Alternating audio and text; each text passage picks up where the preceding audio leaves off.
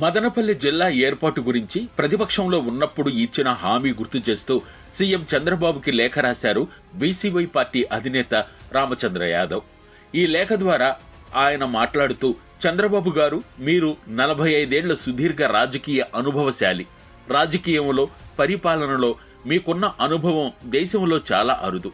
ఇంతటి ఘనత వహించిన మీరు ఇచ్చిన హామీలను విస్మరించడం, ఒక అంశంపై విపక్షంలో ఉన్నప్పుడు ఒకలా మాట్లాడి అధికారంలోకి వచ్చాక మరోలా మాట్లాడటం సబబు కాదేమో ఆలోచించగలరు.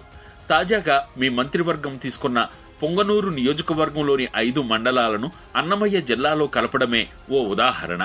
2022లో జగన్మోహన్ రెడ్డి అధికారంలో ఉన్నప్పుడు అశాస్త్రీయంగా, అసంబద్ధంగా జరిగిన జిల్లాల విభజన కారణంగా రాష్ట్రంలోని చాలా ప్రాంతాల ప్రజలకు అన్యాయం జరిగింది.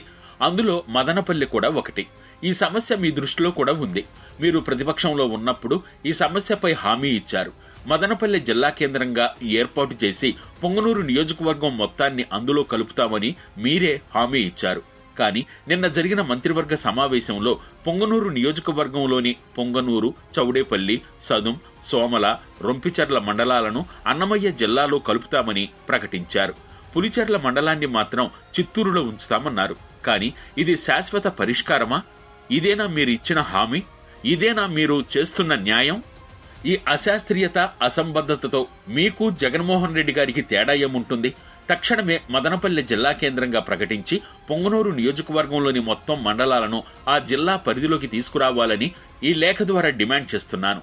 జిల్లా విభజనలో లోపాలు సరిచేసి అన్ని ప్రాంతాల ప్రజలకు న్యాయం చేస్తారని ఆశిస్తే మీరే కొత్త సమస్యలు సృష్టించడం రాష్ట్రానికి అన్యాయమే. ఈ వినతిని పరిశీలించి న్యాయం చేస్తారని ఆశిస్తున్నాను అంటూ తెలియజేశారు బీసీవై పార్టీ అధినేత రామచంద్ర యాదవ్.